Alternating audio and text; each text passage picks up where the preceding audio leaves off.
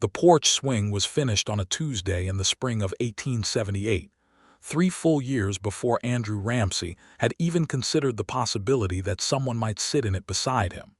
He had built it on a whim, or at least that was what he told himself, standing back with sawdust on his forearms and a hammer dangling from his right hand, studying the thing as it swayed gently in the dry Kansas wind.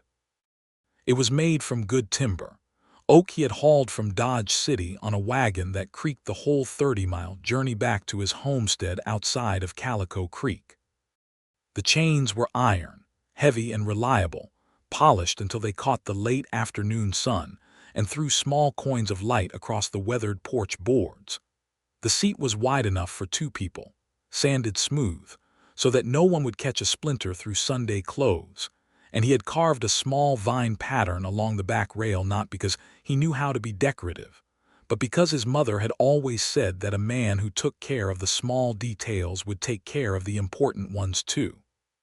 His neighbor, old Bill Fetter, had ridden over one afternoon while Andrew was still fitting the last of the chain hardware to the porch ceiling beams, and the old man had sat on his horse and squinted at the contraption with the particular suspicion that aging Kansas ranchers reserved for things that served no immediate practical purpose. "You building that for someone?" Bill had asked. "Building it for myself," Andrew had said, which was almost true. "Man don't put that kind of care into a swing just for himself," Bill had said, and then ridden away without another word, which was also Bill's way. Andrew Ramsey was 26 years old that spring, broad through the chest and quiet in a manner that some people mistook for coldness, and that most people, given enough time, recognized as something closer to steadiness. He had come to Kansas from Missouri 5 years earlier with a land claim, a horse, $200, and the particular stubbornness of a man who had decided that he was going to build something real and lasting in the world regardless of what the world thought about the venture.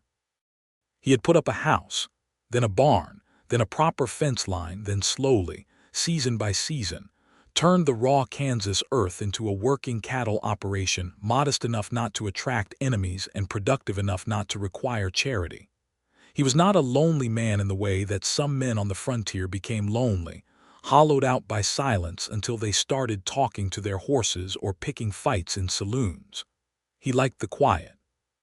He liked the way the prairie stretched out to the horizon in every direction, and the way the sky above it went on even further, and the way standing in the middle of all that vastness made a man feel both very small and somehow very certain of where he stood. He had friends in Calico Creek, a few good ones, and he got on well enough with his neighbors, and on Sundays he went to the small white church at the edge of town and listened to Reverend Holt deliver sermons that were occasionally profound and more often predictable but always sincere. The swing became a habit. After supper on evenings when the weather allowed, he would sit in it alone and watch the light go out of the sky in stages, the way it always did over flat country, the colors shifting from orange to rose to a deep bruised purple before the stars came out in numbers that still surprised him even after 5 years of looking at them from this same porch. He would drink coffee or sometimes something stronger and think about the cattle, or the fence line that needed repair on the north pasture, or the letter he owed his sister back in Missouri, or nothing at all. The swing would move in the breeze or he would push it gently with one boot heel, and the chains would make a small rhythmic sound that he found more comfortable than most conversation. He was in the swing on the evening of October the 3rd, 1881, when his life changed direction the way rivers sometimes do, not gradually but all at once, as though someone had moved a large stone in the bed upstream. He heard the horse before he saw it, a single rider coming down the main track toward his property from the direction of the Calico Creek Road, and the pace was wrong. Too urgent for a social call, too controlled for a true emergency. He set down his coffee and stood, one hand resting naturally near the rifle he kept leaned against the porch post, though he did not pick it up. The rider was a woman. She pulled the horse up short at his fence gate and looked at him across the distance of the yard, and even in the failing light, he could see that she was not in good shape. The horse was lathered and her coat was torn at the shoulder, and she held the reins with the particular grip of someone who had been holding on for a long time and was not entirely sure they could stop. "Is this the Ramsey property?" she called out. "It is," he said.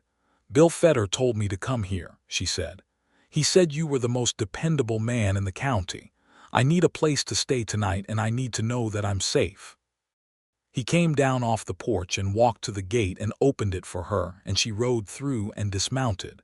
And when she turned to face him fully, he understood that she was perhaps 23 or 24 years old, dark-haired and pale-faced from exhaustion, with brown eyes that were sharp and careful despite the weariness around them. She was not dressed for riding. She wore a green traveling dress that had seen better days and boots that were built more for city sidewalks than dirt tracks, and she carried a carpet bag slung over one shoulder that was clearly heavier than she had originally anticipated when she packed it. "Ruby Rourke," she said, and stuck out her hand the way a man would, which he liked immediately. "Andrew Ramsey," he said, and shook it. "I know," she said. "Bill told me." He took the horse to the barn and saw it watered and rubbed down because the animal had earned it, and by the time he came back to the house she was standing on his porch looking at the swing with an expression he could not read. "You built this yourself?" she asked when he came up the steps. "I did," he said. She reached out and touched the carved vine along the back rail with 2 fingers, tracing it the way you trace something that surprises you pleasantly. Then, without asking permission or seeming to think twice about it, she sat down in it. It was such a natural thing, so unremarkable in the way she did it, as though the swing had been built for exactly this moment and she had always known it, that Andrew stood there for a second longer than he intended before he remembered his manners and asked her if she would like supper. She was a schoolteacher from St. Louis. That was the first thing he learned about Ruby Rourke.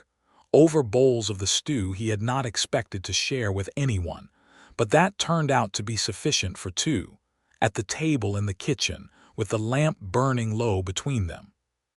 She had taken a position in Calico Creek to run the town school, a one-room affair on the north end of the main street that had been without a permanent teacher for almost a year, and she had arrived by train to Dodge City 3 days earlier, and had been attempting to make her way to town by hired conveyance ever since.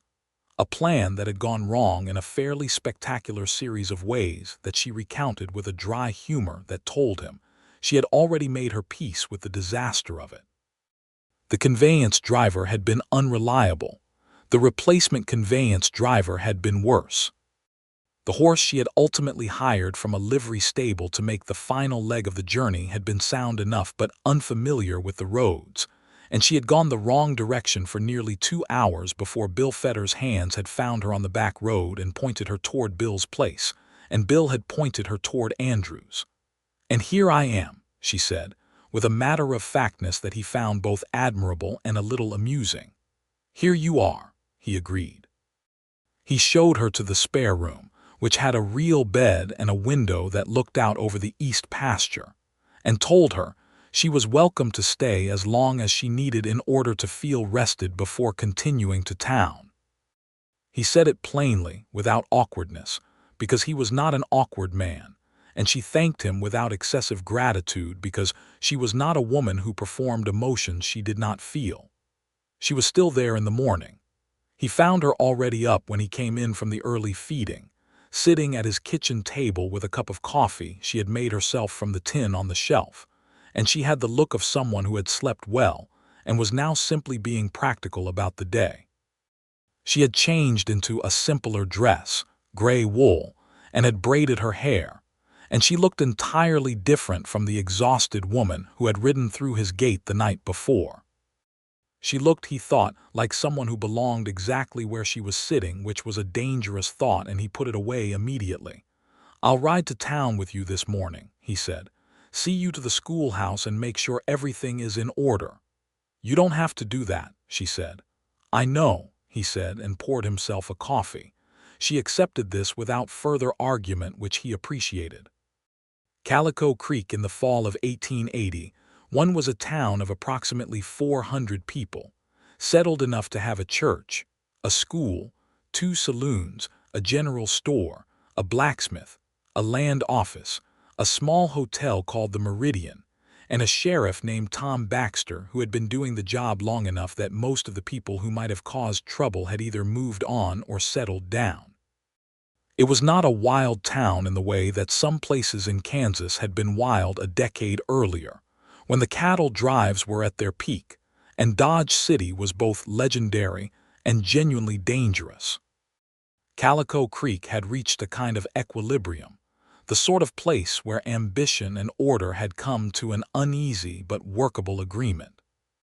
Ruby Rourke fit into it immediately and did not fit into it at all, and both of those things were apparent from her first day in the schoolhouse, which Andrew witnessed because he had offered to help carry the crates of books and materials she had shipped ahead from St. Louis, and then had stayed to help her arrange them, and then had stayed a little longer to fix the hinge on the front door that had been hanging wrong, and that she had mentioned in passing without any particular expectation that he would do anything about it. She had 12 students ranging from age 6 to 15, and she handled them with a combination of genuine warmth and a crisply enforced authority that had the older boys sitting up straight within the first hour. She knew geography and literature and arithmetic and a fair amount of history, and she was not afraid of any of the subjects, and she did not talk down to the children the way some teachers did, as though knowledge were a gift being bestowed upon them rather than a thing they already had some right to reach for. He watched her through the window from the yard for a little while before he realized he was doing it and made himself stop. He rode back to his property and went about his day. The pattern of the next several weeks was established without either of them deciding on it, which was perhaps why it felt so natural and so inevitable. He would come to town twice a week for supplies or business, and he would stop by the schoolhouse if the hour was right, and they would talk, at first briefly and then at greater length, about things that interested them both: the territory, the school's needs, the state of the cattle market, books she had read and wanted to discuss, questions she had about the land and the people and the particular character of frontier life that she was still learning. He brought her a jar of the wild honey that old Clement Davies kept bees for, because she had mentioned once that she liked honey in her tea, and she thanked him with a directness that was neither flirtatious nor cold, simply genuine. On Sundays after church, he began to find himself walking with her along the main street of Calico Creek, not by arrangement, but because they both always seemed to be going the same direction at the same time, which was perhaps not entirely coincidental. People noticed. In a town of 400 people, people always noticed, and Mrs. Clara Whitfield, who was the closest thing Calico Creek had to a social authority, was reported to have said that it was about time Andrew Ramsey stopped being so solitary, and that Ruby Rourke seemed like a sensible young woman, which was high praise from Clara Whitfield, who had a low opinion of women who were merely pretty without being useful. But Andrew did not rush. It was not his nature. He had built that swing without knowing who would sit in it, and he had built his house and his barn and his fence line with the same patient certainty, the sense that good things required time and care, and that doing something right was more important than doing it fast. So he was careful. He was attentive without being overbearing, present without being intrusive, and he was honest with himself in the long evenings on the porch swing that what he felt for Ruby Rourke was something he had not felt before, and that it deserved to be handled with a degree of respect proportional to its significance. She, for her part, was a woman who had not come to Kansas looking for a husband. She had come looking for work, and for the particular freedom that working gave a woman in an era when freedom for women was still something that had to be claimed in practical, incremental ways rather than granted. She had had her heart broken once, in St. Louis, by a man who had been charming and educated and ultimately dishonest in ways that had taken her longer than she would have liked to recognize, and she was in no hurry to make that kind of mistake again. She trusted her own judgment better than she once had, but she also knew that trust in your own judgment did not make you immune to error, only more conscious of the risk. She noticed Andrew Ramsey the way you notice something solid in uncertain terrain. He was consistent. He showed up when he said he would. He did what he said he would do.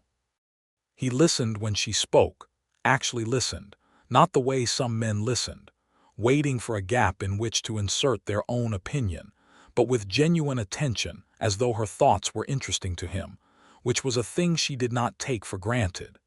He had opinions of his own and was not shy about them, but he did not require her to agree with him, and when she disagreed, he engaged with it rather than dismissing it. She was also honest enough with herself to notice that he was good to look at, in the particular way of men who work outdoors and have the kind of physical solidity that comes from actual labor rather than performance of it, and that when he smiled, which was less often than some men but more genuine than most, it did something uncomplicated and pleasant to her chest. She mentioned none of this to anyone. The first real change between them came on an evening in late November, when a cold front had moved down from the north and turned the prairie brittle and gray, and Andrew had stopped by the schoolhouse after hours to bring her a load of firewood from his property, because he had noticed that the school's wood supply was getting low. She had been staying late to prepare the following week's lessons, and she was still at her desk when he came in, and they had ended up sitting together by the potbelly stove for 2 hours while the wind came up outside and talked about things they had not talked about before. She told him about the man in St. Louis, plainly and without bitterness, simply as a fact about her past that she thought he should know, the way you mention a difficult stretch of road to someone who is planning to travel. He listened without interrupting, and when she was done he said that he was sorry she had been treated dishonestly, and that he thought dishonesty was probably the worst thing one person could do to another, and he said it with a conviction that made her believe he meant it, not as a statement crafted to impress her, but as a thing he had actually decided about the world. She asked him why he had built the swing. He was quiet for a moment, and then he said that he was not entirely sure, but that he thought it had been a kind of faith, that you build a thing for a life you intend to have, and having built it makes the life more real, more possible. He said it awkwardly, not quite finding the words he wanted, and that awkwardness was somehow more convincing than a polished answer would have been. "That is either the most romantic thing I have ever heard," she said, "or you are simply very good at justifying impulse purchases of lumber." He laughed, and it was a good laugh, full and unguarded, and she thought that she would very much like to hear it again.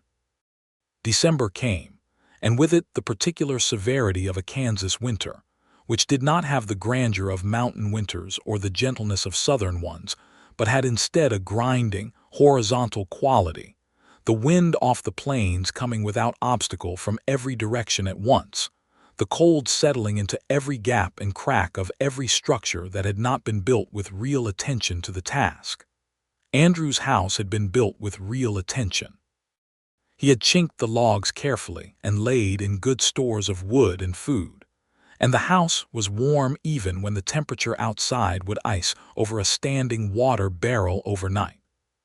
He asked Ruby to have supper with him at his property on a Saturday in mid-December, and she accepted with a simplicity that suggested she had been waiting for the invitation and found it arriving at approximately the right time. She rode out with Mrs. Clara Whitfield's blessing, which was to say that Clara Whitfield was aware of it, which in Calico Creek amounted to community sanction. Clara was actually fond of both of them and had said to her husband that if those two young people did not manage to figure out what was in front of them, she was going to lose faith in the common sense of the entire generation. The supper was roast beef and potatoes and bread he had baked himself, which surprised her, and apple pie that he admitted he had gotten from the hotel kitchen, which made her laugh. They sat at the table and then moved to the porch swing afterward, wrapped in blankets against the December cold, with cups of hot coffee, and watched the winter stars come out over the Kansas plain. The swing moved slowly in the cold, still air, and the chains made their small, rhythmic sound. "I sat in this swing the first night I came here," she said, "before I even knew you." "I know," he said. "I remember thinking you sat in it like you'd been doing it for years." She was quiet for a moment. The stars were extraordinary, the way they always were in winter, bright and close and indifferent to human trouble, which she found oddly comforting. "Andrew," she said. "Ruby," he said. And that was almost all that needed to be said, because the thing between them had been gathering for 2 months and they were both intelligent enough to know it, and the question was not what it was but only what they intended to do about it. "I think," she said carefully, "that I would like you to court me properly." "I was planning on it," he said. "I have been planning on it since about the 3rd week of October." "That is reassuring," she said. "It means you are deliberate rather than impulsive." "You don't mind deliberate?" he asked. "I have had impulsive," she said. "I prefer deliberate." He reached over and took her hand where it rested on the blanket between them, and she turned it palm up and let him hold it, and they sat that way in the cold and the dark while the stars wheeled overhead, and neither of them said anything else for a good while, and neither of them needed to. The courtship, once officially begun, was conducted with the same mixture of practical intention and genuine feeling that characterized both of their natures. He visited her at the school in the evenings after hours, bringing small things when he had them: a jar of honey, a good book from the small collection he kept, once a bunch of dried wildflowers from the summer past that he had pressed between boards and kept without quite knowing why. She came to his property on Saturdays when the weather permitted, and they would work on things together, because she was not a woman who could sit idle while someone else worked, and he was not a man who found idleness restful either. She helped him mend a section of fence in January, wearing the heaviest coat she owned and gloves that were not quite warm enough but that she refused to complain about. He taught her to make decent biscuits because she had admitted she had never learned and found the gap in her domestic education both funny and mildly offensive to her sense of competence. She taught him to play chess, which he was terrible at initially, and then gradually became less terrible at, and which they played on the kitchen table on winter evenings with the lamp between them and the wind against the windows and the house warm and quiet around them. He was a patient learner and she was an honest teacher, and their games were full of actual competition because she did not believe in losing deliberately to make him feel better, a quality he respected deeply. In January, a cold snap came down from the north so severe that school was canceled for a week, and Ruby was effectively housebound in the small room she rented in the Meridian Hotel. Andrew rode into town every day during that week to check on her and to bring supplies when the hotel kitchen stores ran low. And on the 3rd day, when the temperature had dropped to a point where even his good horse was reluctant to stand still in the wind, she told him he was being ridiculous riding back and forth in that weather, and that he should simply stay in town until the cold broke. He stayed at the hotel, in a separate room, which was the only appropriate arrangement for unmarried people in 1881, but they spent most of the daylight hours in the hotel's small dining room together, playing chess and reading and talking, and it was during those days that they moved past the careful outer territory of courtship into something closer to genuine intimacy, the kind that does not require physical contact to be apparent, the kind that shows itself in the way two people are easy with each other's silences, in the way they anticipate each other's small needs, in the way the world seems to arrange itself more comfortably when the other person is in the room. He told her about Missouri, and his father who had been a hard man but a fair one, and his mother who had died when Andrew was 19, and whose loss he still felt in a quiet, persistent way, like a healed break that knows when weather is coming. He told her about why he had come west, which had been partly ambition and partly the desire to make something that was entirely his own, built by his own hands, responsible to no one but himself and whatever future he could manage to imagine. She told him about her own family in St. Louis, her father who was a printer and her mother who had opinions about everything and was usually right about most of them, and two younger sisters and a brother, and how she had grown up in a house full of noise and books, which had shaped her in equal measure. She told him that she had wanted to teach since she was 12 years old and had decided to come west partly for the opportunity, and partly because she suspected that out here, away from the established social architecture of city life, there might be more room to be the person she actually was rather than the person that city life expected her to be. "Do you find that?" he asked. "More room?" "I do," she said. "Considerably more." She looked at him steadily when she said it, and he understood that she was including him in that answer. By February, he was in love with her in a way that was so straightforward and so complete that he sometimes marveled at the simplicity of it, having expected love, from everything he had ever heard about it, to be more complicated. It was not that it was unchallenging. It was that the challenge was clear and honest. To be worthy of her attention, to be consistent, to be truthful, to build the life he intended, and to be the man he claimed to be in all the ordinary moments that made up actual existence. This was not a small challenge. It was simply not a confusing one. He had not yet told her he loved her, because the words required the right moment and he was particular about such things, but he suspected she knew, because she was a perceptive woman and he was not a man who hid things well when he felt them deeply. She knew. She was also in love with him, which she acknowledged to herself with less ceremony than she might have expected, on an ordinary Thursday afternoon in February, while she was teaching fractions to a group of moderately attentive 9-year-olds, and found herself thinking about the way Andrew had looked the previous Sunday standing in the churchyard with his hat in his hands, talking to old Reverend Holt with the patience and genuine respect that he showed everyone he considered worth his time. She thought quite simply and without drama, "I love him," and then she went back to fractions. The trouble came in March. It came in the form of 3 men who rode into Calico Creek from the direction of Dodge City, and who were the sort of men that Sheriff Tom Baxter recognized on sight as requiring attention, not because he had seen these particular individuals before, but because he had seen their type often enough to know what it meant when it walked through a town. They were hired men of a certain kind, not outlaws exactly, because their work tended to stay just this side of what could be proven in a court. But the men who hired them were rarely interested in anything that a decent person would be proud of.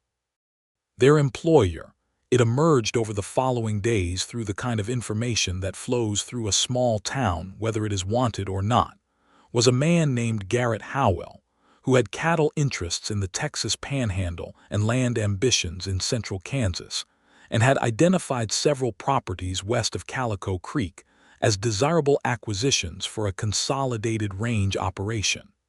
Andrew Ramsey's property was among them. Howell had reportedly already approached 2 of Andrew's neighbors, making offers that were technically fair, but accompanied by a kind of social pressure that left the receiving parties feeling that the offer was not entirely separable from the presence of Howell's hired men in the vicinity. One of the neighbors, a widow named Mrs. Pierce who ran 60 head on her own and had been doing so successfully for 6 years, had sold at a price below what her property was worth because she had been frightened, though she had not said so explicitly.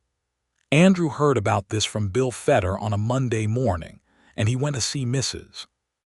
Pierce directly afterward, and she told him what had actually happened, quietly, and with a kind of exhausted shame that made him angry in the precise, controlled way that was more dangerous than hot anger. He went to see Sheriff Baxter that same afternoon. Tom Baxter was a methodical man who had seen plenty of this kind of operation over his years, and who knew exactly what Andrew was going to tell him before Andrew finished telling him.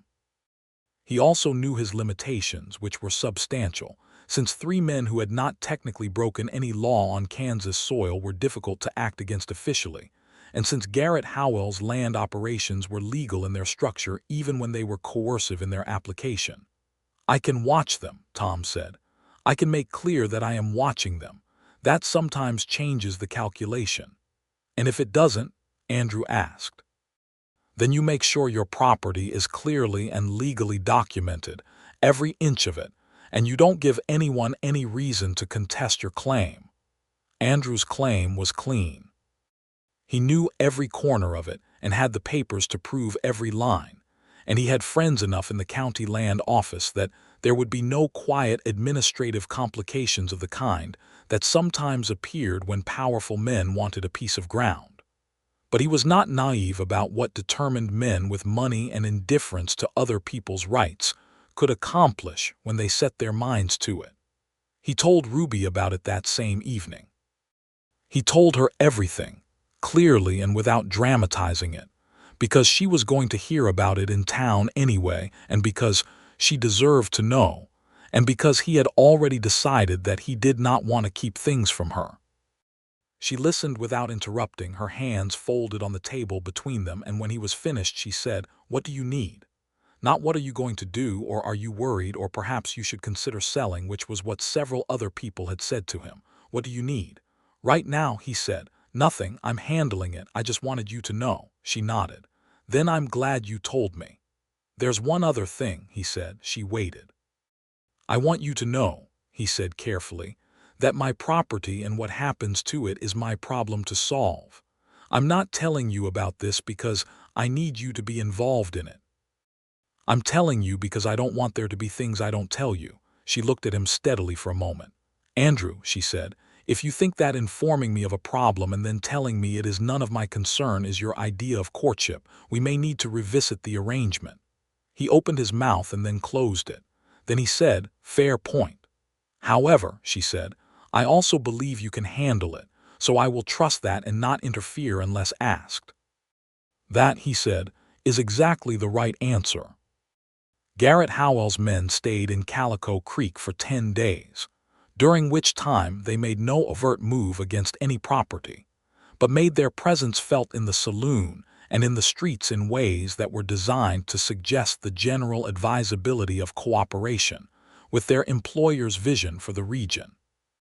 Andrew went about his business without altering his habits or his manner, which communicated clearly to anyone watching that he was not a man who adjusted his behavior in response to implied threats, which was true.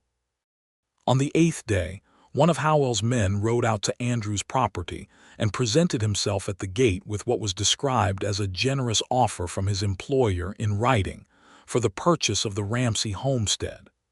Andrew read the offer, folded the paper carefully, handed it back, and said that he was not selling, and that the answer would be the same if asked again.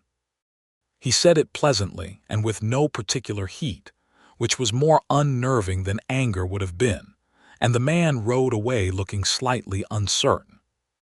On the 10th day, Howell's men left Calico Creek heading south, and the general atmosphere of the town shifted back to its ordinary quality within about 24 hours, the way a room loses the smell of smoke after a window is opened.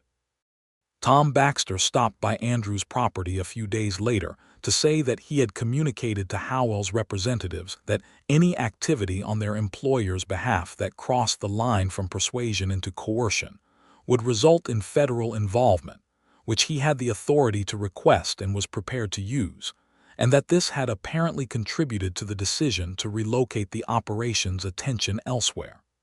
"You did good not to flinch," Tom said.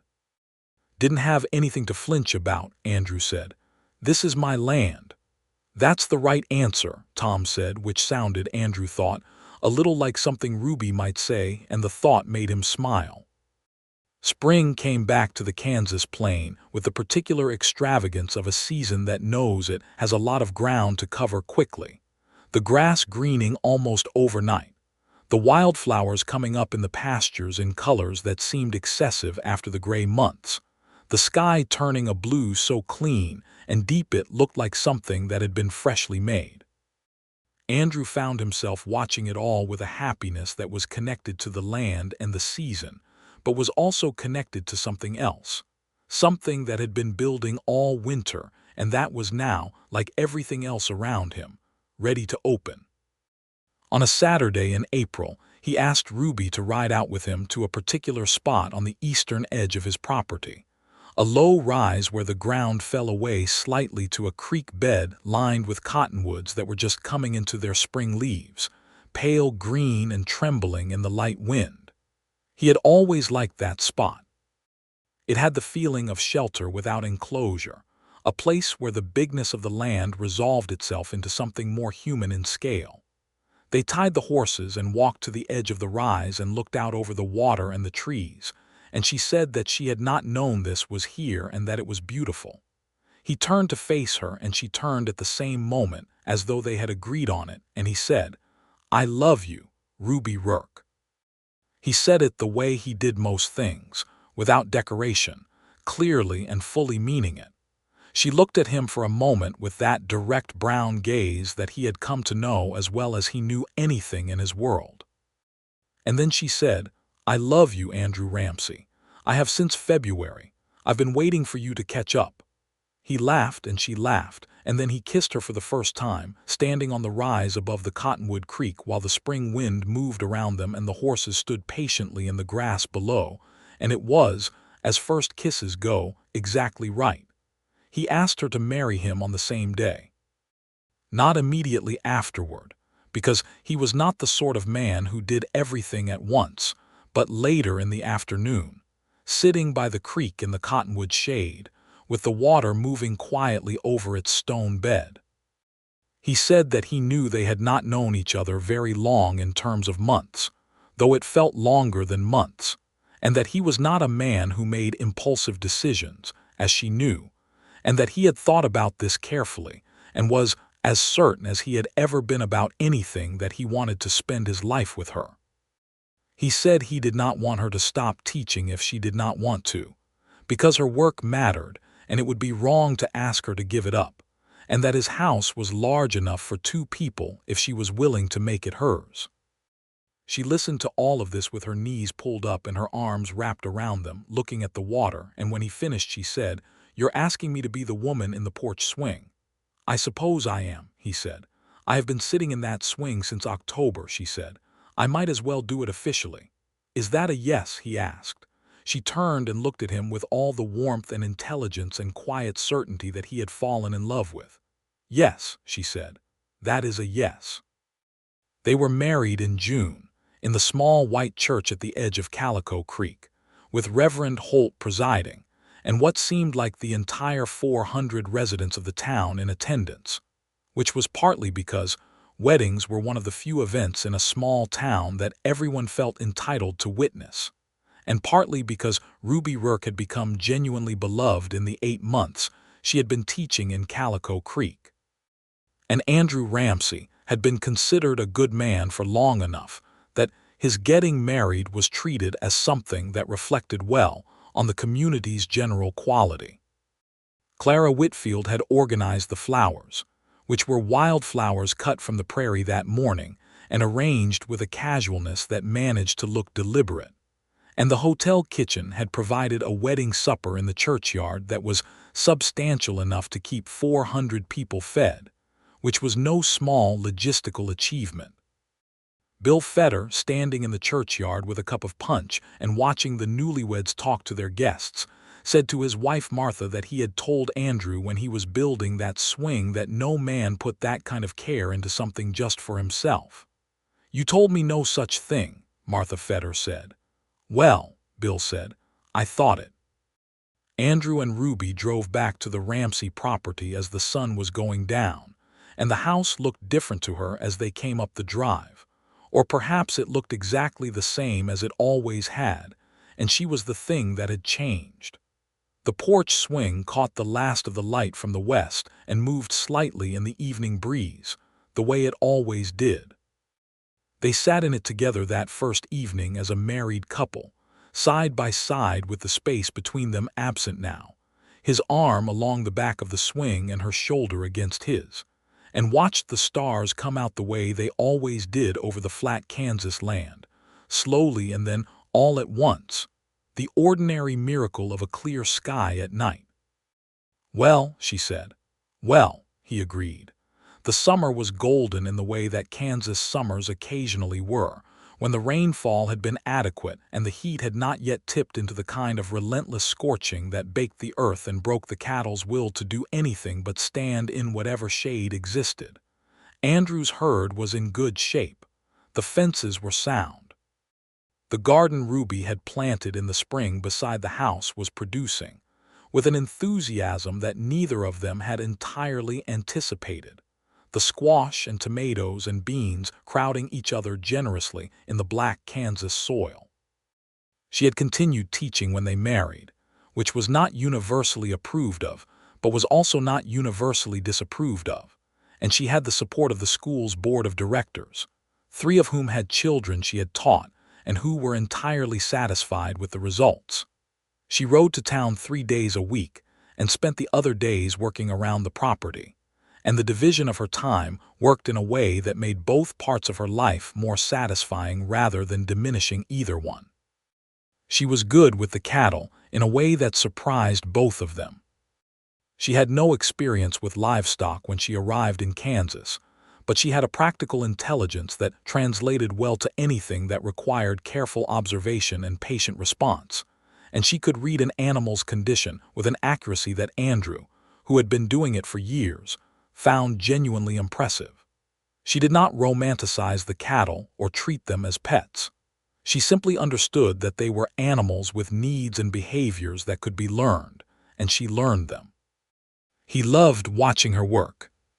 He loved the competence of her, the way she moved through tasks without wasted motion, the way she thought about problems before she acted on them, the way she laughed when something went sideways, which it did often enough on a working ranch, and simply reset and started again.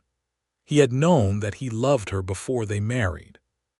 What he was learning now, in the daily intimacy of a shared life, was a deeper stratum of the same thing, the love that comes not from the romantic promise of a person, but from the actual reality of them in your house and your mornings and your ordinary existence. He was not blind to her difficulties. The adjustment from city life to frontier life, even for someone as adaptable as Ruby, had its genuinely hard moments.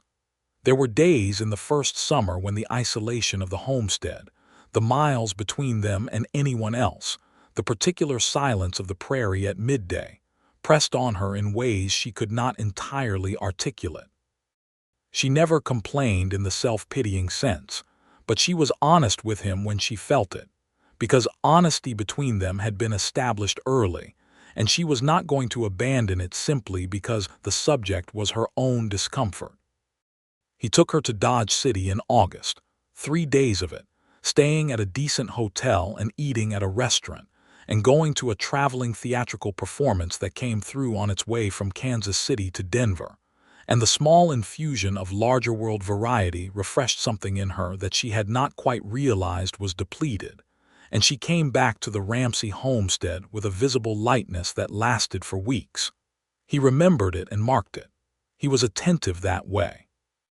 They argued twice in that first year, genuinely and at volume, once about money, and once about a decision regarding a hired hand that they approached from incompatible angles, and both arguments resolved in the same way, which was that they talked until they understood each other's position clearly, and then found the place where the two positions could coexist, or where one of them changed their mind based on reasoning rather than pressure. This was not always comfortable, but it was always honest, and honesty was the foundation they had both decided to build on. In the fall of 1882, Ruby told him she was expecting. He was standing at the kitchen table looking at the account books when she told him, and he set down the pencil and stood up and looked at her with an expression that she would later describe to her sister in a letter as the most unguarded she had ever seen on his face, all of the careful stillness gone at once, replaced by something so open and so clearly joyful that she had to look away for a moment because the directness of it was almost more than she knew how to receive. "Ruby," he said. "I know," she said. He crossed the kitchen and held her, and she held him back, and they stood that way for a long moment in the kitchen of the house he had built with his own hands on the Kansas prairie, with the afternoon light coming through the west window and the quiet of the land around them, and it was perhaps the most complete moment either of them had experienced, the sense of a life being entirely what it was supposed to be. She taught through November, and then yielded to the sensible advice of the school board and her own body, both of which told her that the daily ride to town in the dead of winter in her condition was not the wisest course, and she stayed at the homestead for the final months of the pregnancy, which was a different kind of isolation than she had felt in the first summer, but a less troubling one, because she was no longer new to the land or to herself within it. Andrew was beside himself with attentiveness during those months in a way that she found both deeply touching and occasionally excessive, and she told him so, and he agreed that he might be overdoing it slightly, and then continued to overdo it in a slightly more restrained way, which she accepted as a reasonable compromise. The child was born in March of 1883 in the bedroom of the homestead, with the help of Dr. Mills from Calico Creek, who had driven out through the last of the winter cold, and who was, as it happened, entirely competent at the work. The birth was not easy, and Andrew spent 4 hours in the kitchen pretending to be calm, which fooled no one including himself, and then Dr. Mills came out and told him he had a son. A son. He sat down in the kitchen chair and put his face in his hands for about 10 seconds, and then he stood up and went into the bedroom where Ruby was tired and pale and extraordinarily beautiful in the way that women are beautiful when they have just done something enormous, and he looked at the small, fierce, red-faced person in her arms. "Hello," Andrew said to his son, which was not the most eloquent greeting in the history of fatherhood but was entirely sincere. "He has your jaw," Ruby said. "That's optimistic," Andrew said. "He looks like a very small old man." "All babies do," she said. "He'll sort himself out." They named him Thomas William Ramsey, Thomas for the shape of the name and William for Andrew's father, who had been a hard man but a fair one, and deserved to be remembered. Thomas Ramsey sorted himself out, as his mother had predicted, and became over the following months a sturdy and opinionated small person, who regarded the world with the kind of frank curiosity that his mother had in full measure, and the kind of steady determination that his father had demonstrated in everything from fence posts to porch swings. He took his first steps on the porch, which Ruby said was appropriate, and his first word was horse, which was also appropriate, given that he had been watching horses since birth. Ruby returned to teaching in the fall of 1883, having arranged with Martha Fetter, whose own children were grown, to come to the homestead 3 days a week to watch Thomas while she taught, which was the first of several such arrangements that would evolve as their family's needs evolved over the years. Martha Fetter turned out to have an extraordinary gift for managing small children, and Thomas adored her in the uncomplicated way that small children adore people who take them seriously, and the arrangement worked so well that it continued long after it had initially been intended to. The years that followed had the quality of a life being built in earnest. Not without difficulty, because no real life is without difficulty, and the frontier in particular had a talent for delivering challenges without warning.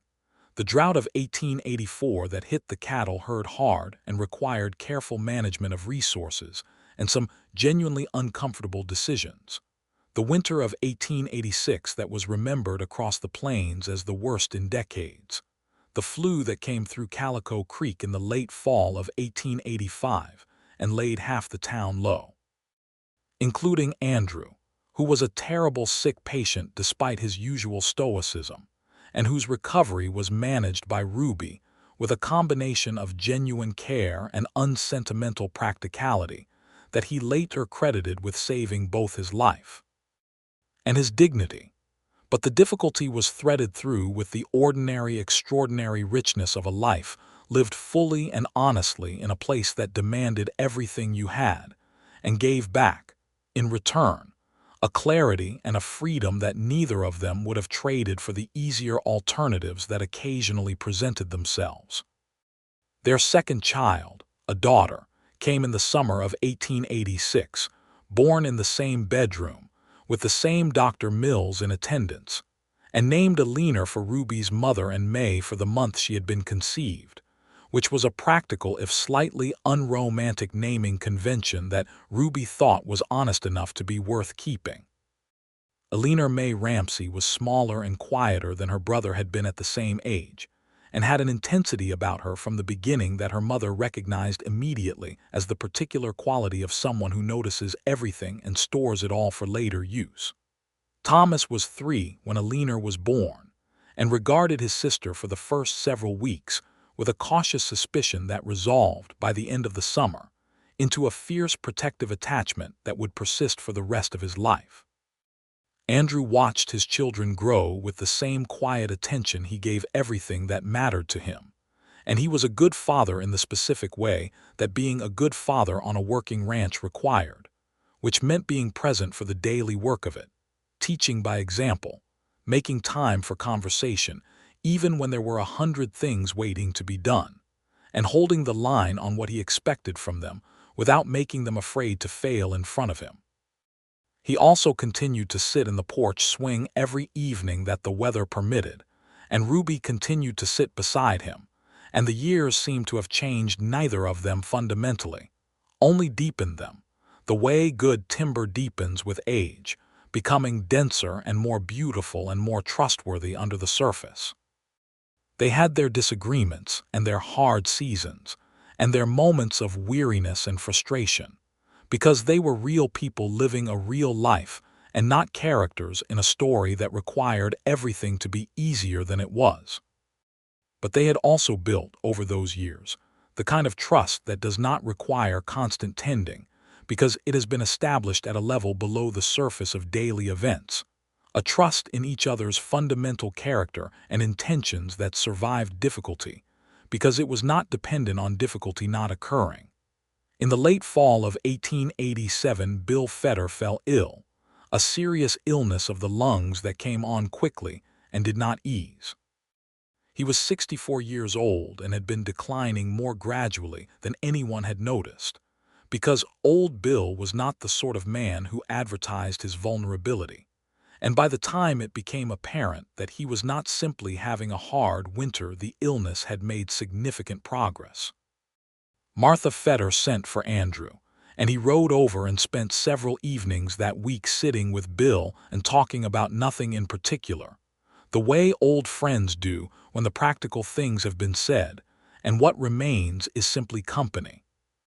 Bill died in December, 2 weeks before Christmas, on a morning when the snow was falling straight down in the particular heavy way it sometimes did over the prairie, thick and quiet, and covering everything equally.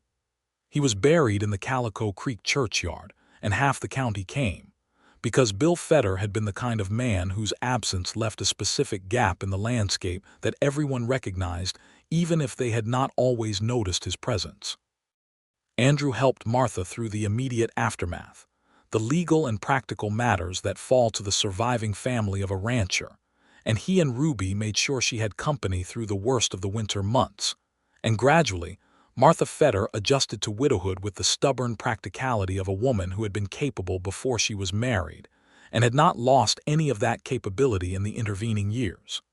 "You miss him," Ruby said to Andrew one evening in the swing, a few weeks after Bill's death. It was not a question. "I do," Andrew said. "He was the first person I knew out here when I came with the claim papers and nothing else." "He was a good man," Ruby said. "He told me once," Andrew said, "that no man puts that much care into a porch swing just for himself." He paused. He was right. Ruby rested her head against his shoulder. He was perceptive. He was, Andrew agreed. The swing moved gently in the cold air. The stars were sharp and numerous above the dark prairie. "Andrew," Ruby said. "Yes. I'm glad you built it before you knew who would sit in it," she said. "There's something to that, building for a life you mean to have." He thought about that for a moment, the full weight of it, all the years it contained by now. "I think," he said slowly, "that it was the most important thing I ever did before I met you. Because it meant I had already decided on the shape of the life I wanted. And then you sat down in it, and the shape made sense." She lifted her head and looked at him in the way she had looked at him since the beginning, with all of her intelligence and all of her warmth, and the particular quality of attention that still made him feel, after years of being the person she chose to look at, that being seen by her clearly was the finest thing that had happened to him in his life. "That," she said, "is the most romantic thing you have ever said." "Including the Cottonwood Creek?" he asked. "Including the Cottonwood Creek," she said. He kissed her in the cold, the way he had kissed her 100 times before and would kiss her 100 times more, and the swing moved slightly with the shift of their weight, and the chains made their small familiar sound, and the night stretched out around them in all its Kansas immensity, full of stars and quiet, and the sense of a life that had been built carefully and well, and that was continuing to be built, day by day, season by season, year by year. The winter of 1887 and 1888 passed, and spring came again, and with it a letter from Ruby's sister Catherine Insent.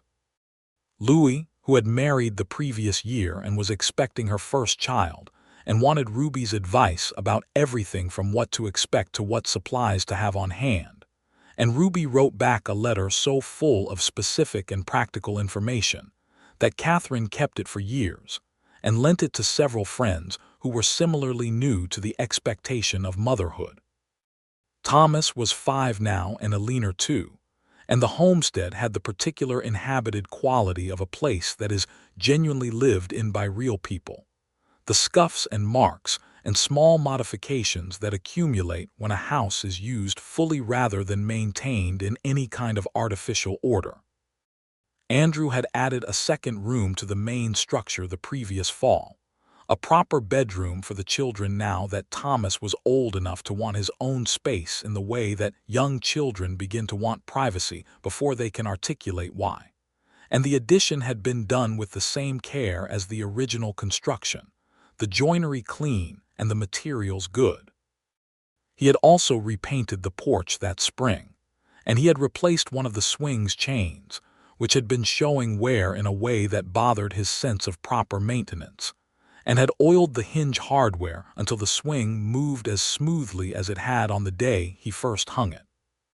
"You're taking very good care of that swing," Ruby observed one morning when she found him at it. "It takes care of us," he said simply, which she found, as she found most things he said when he was being direct about what he felt, both entirely true and rather lovely.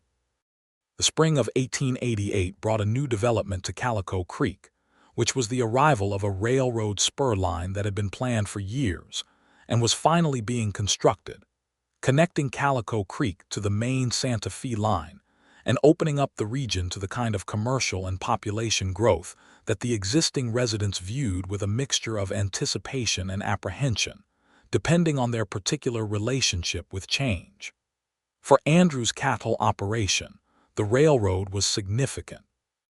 It meant a substantially shorter and less expensive drive to market, which improved the mathematics of the whole enterprise in ways that he had already calculated carefully, and that were genuinely good news.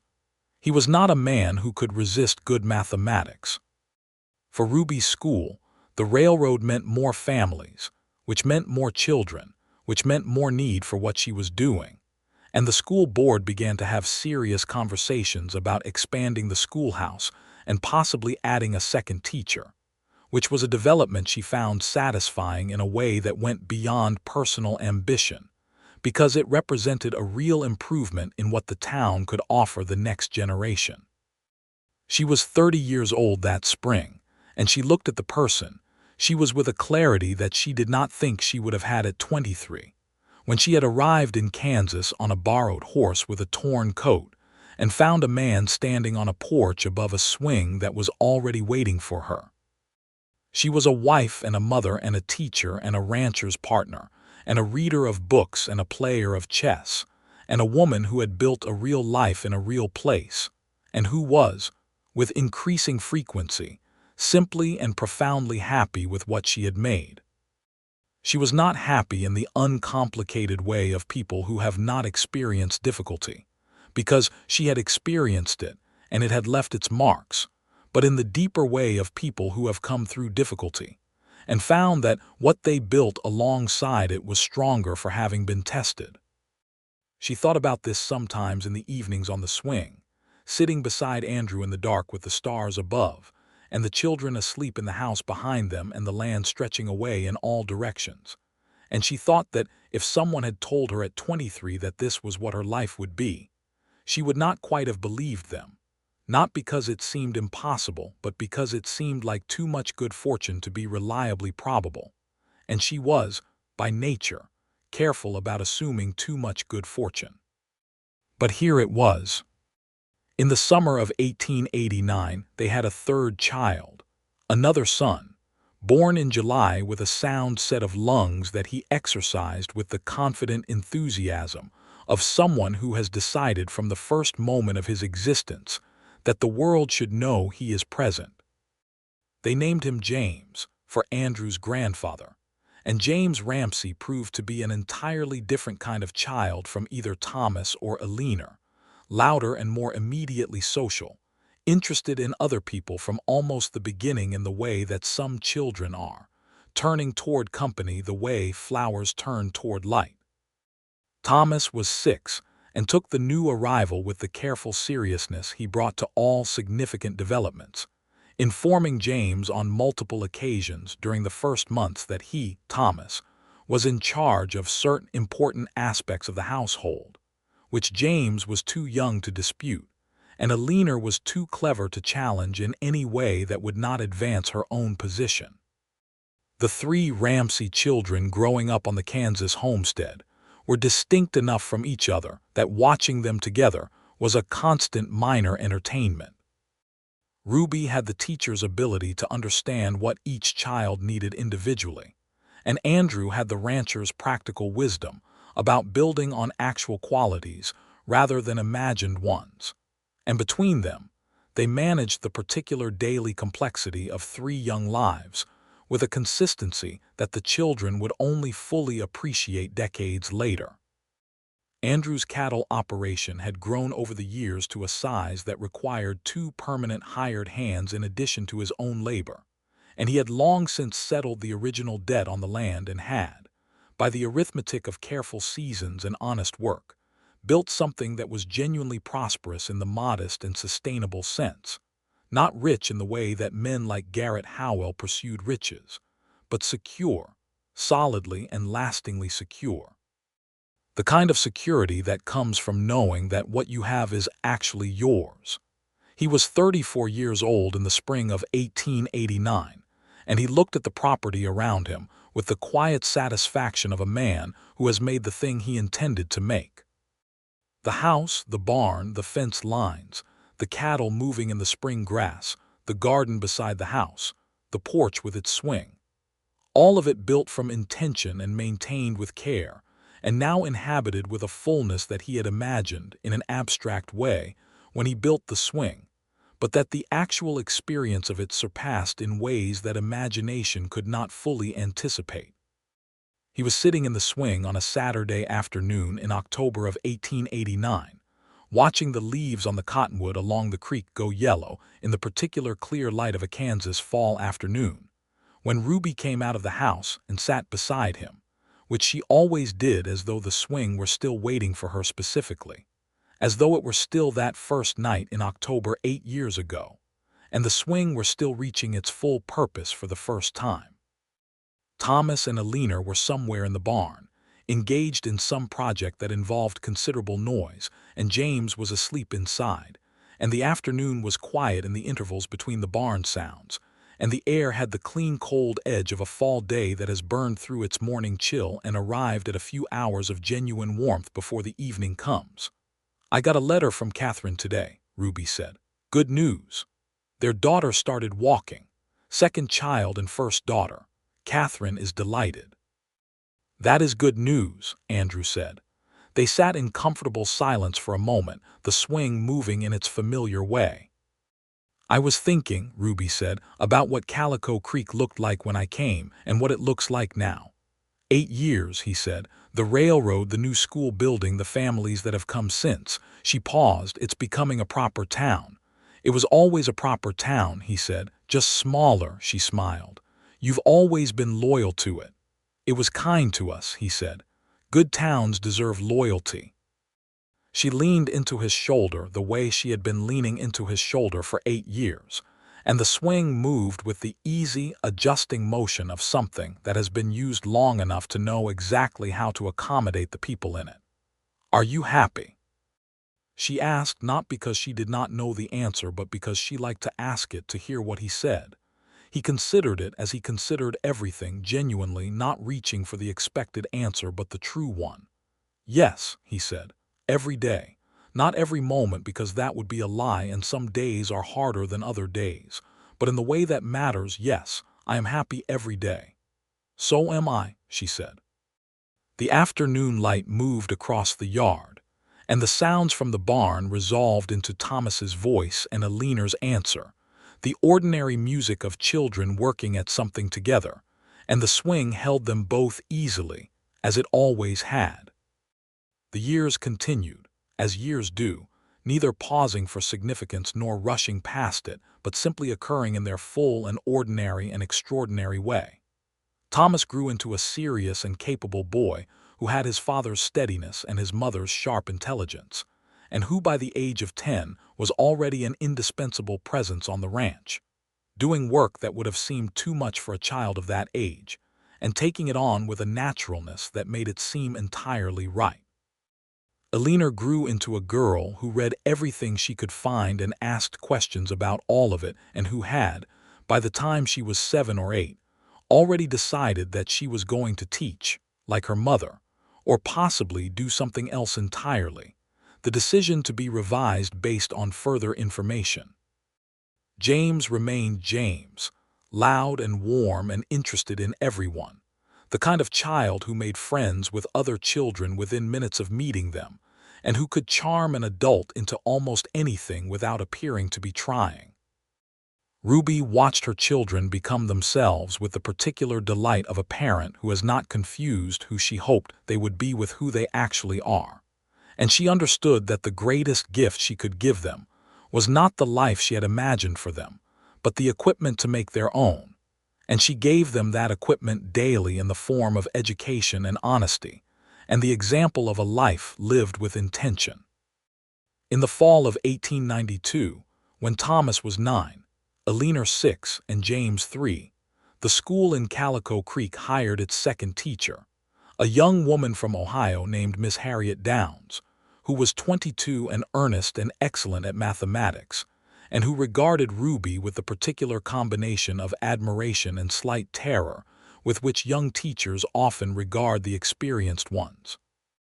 Ruby was kind to her in the way that she was kind to everyone who was genuinely trying to do something worthwhile, which was directly and usefully, without excess sentiment. Calico Creek by 1892 had grown to nearly 800 people.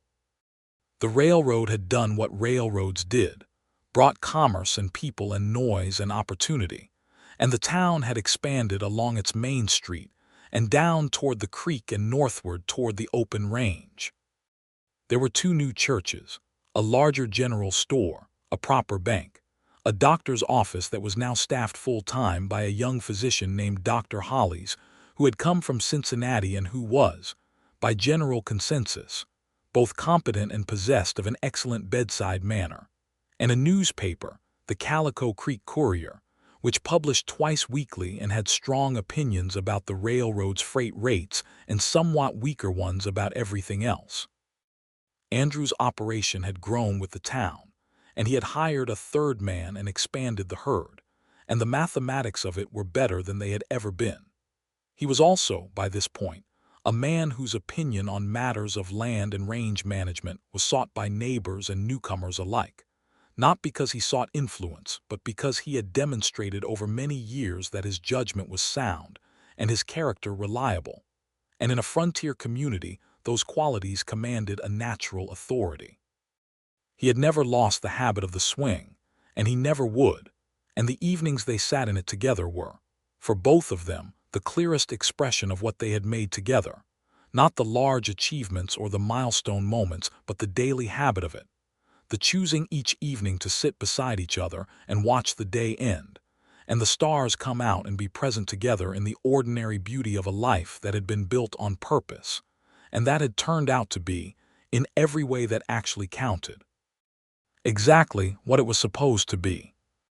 In the summer of 1893, Andrew found Ruby on the porch one evening before supper, sitting in the swing alone, which was not unusual, but looking out at the property with an expression he had learned over 12 years to recognize as the particular face she made when she was thinking something through that she had not quite finished thinking. He sat beside her and waited, because he had also learned that she would tell him when she was ready, and that pressing her only slowed the process. After a few minutes, she said, "Thomas asked me today if we would ever leave." Leave? He heard something in town about a family that's selling and moving to Oregon. He wanted to know if we would ever do that. What did you tell him? I told him to ask his father, she said, and there was a smile at the edge of it. Andrew looked out at the property in the late summer light.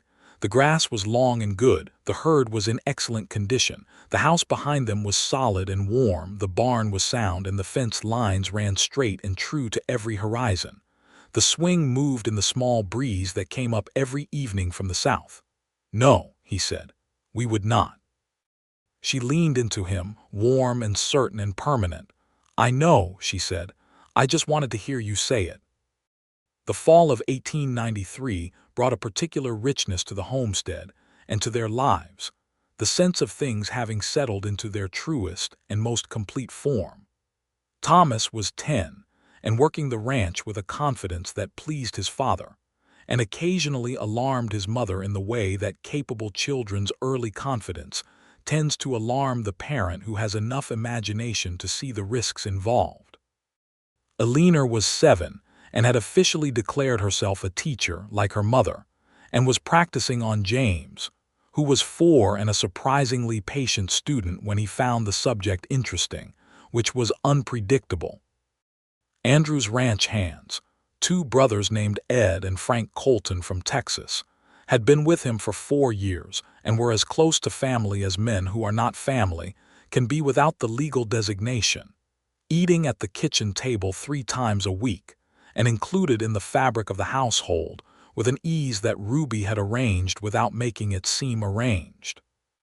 And Ruby herself had become, over the 12 years since she had ridden through Andrew's gate on a lathered horse with a torn coat, something entirely different from the young woman who had arrived in Kansas looking for work and freedom, and found, along with both of those things, a love that she had not been looking for, and that had turned out to be the most significant thing in her life, not because it replaced the other things, but because it made room for all of them together.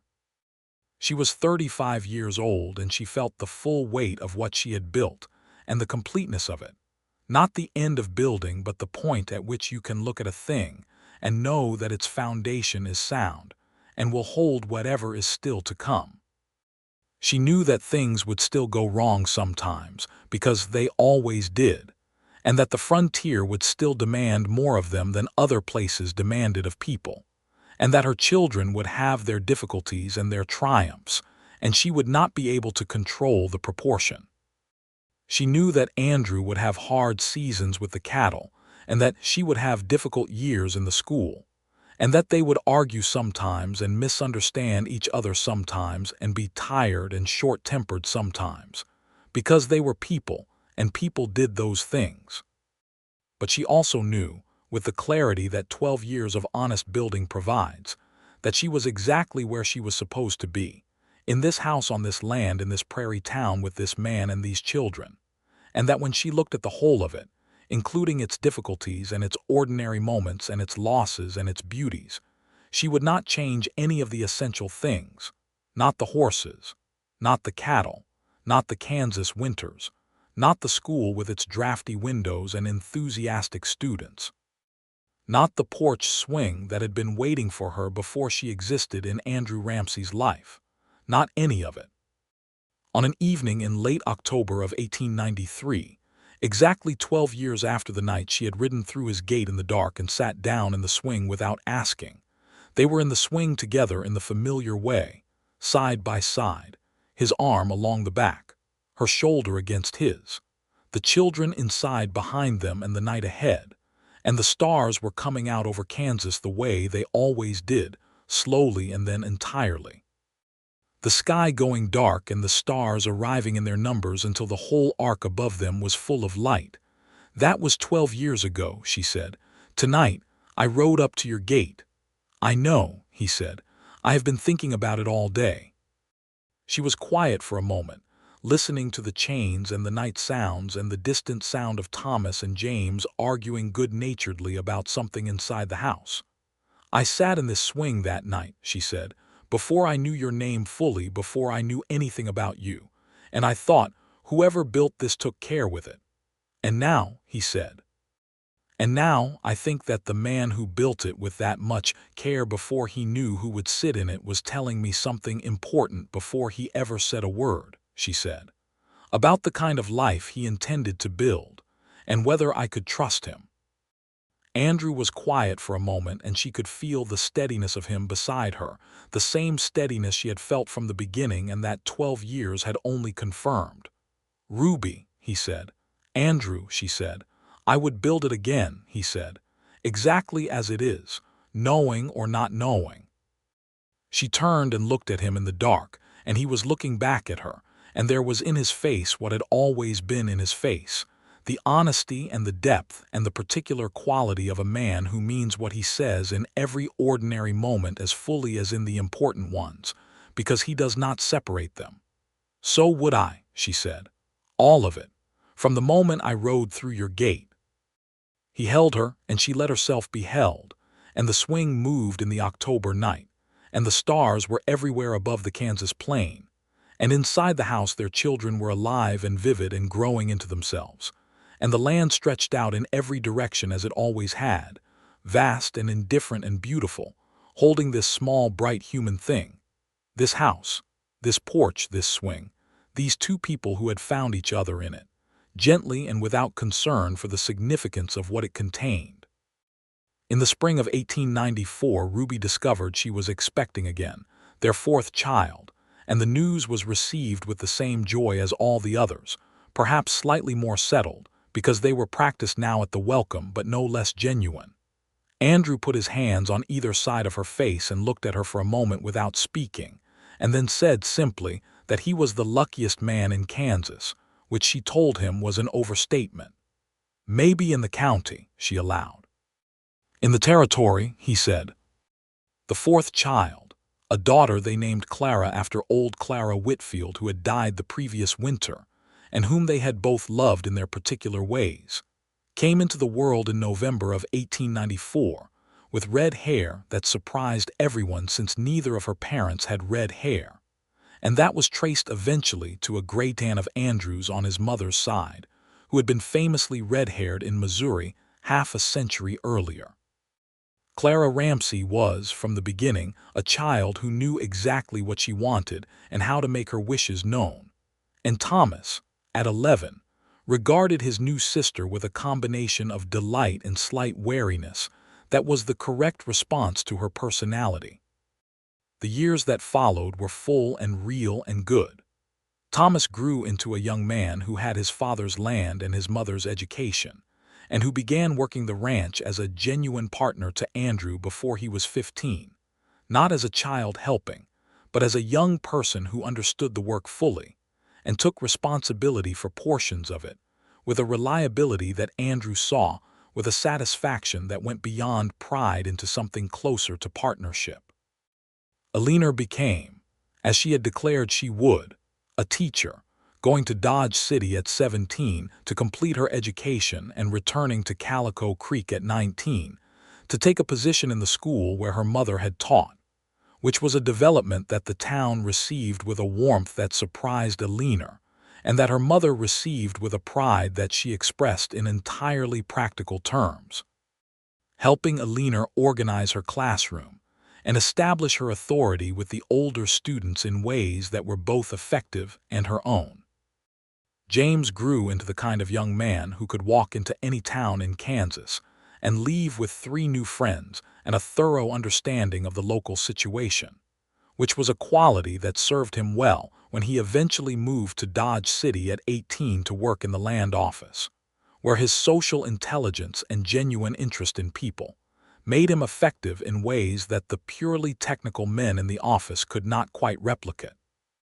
And Clara, red-haired and certain of herself, grew up in the house on the prairie that her parents had built together, knowing from her earliest years that she lived in a place that had been made with intention and love, and carrying that knowledge in her in the way that children who grow up in such houses always carry it, as a kind of quiet confidence that the world can be shaped by deliberate care, and that love, when it is the real kind, is not a condition that happens to you, but a thing you build.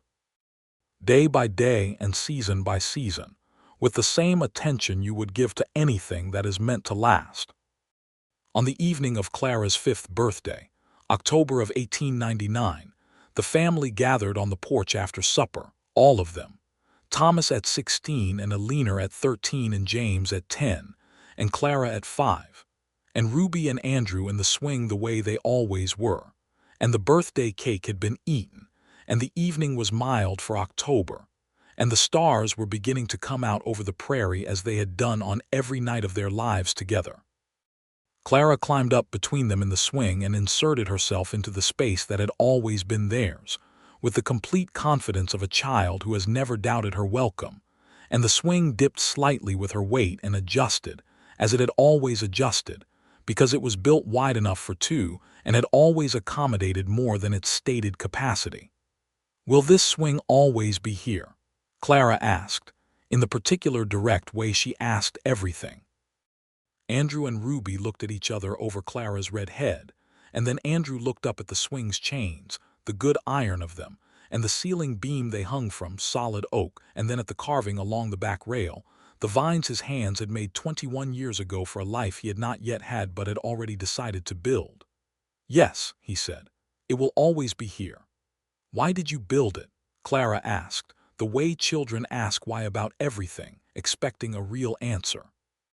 Andrew thought about how to answer a 5-year-old's version of that question, the question that had accumulated 21 years of meaning since the Tuesday afternoon when he had stood back from it with sawdust on his arms and a hammer in his hand and known, without being able to fully articulate it, that he had built it for someone he had not yet met.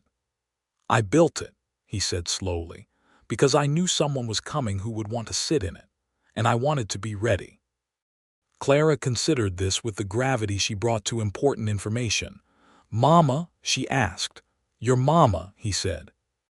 Ruby's hand found his in the dark beside Clara's small, warm weight between them, and she held it the way she had held it since the first night they sat in the swing together, with certainty and without needing to say anything more.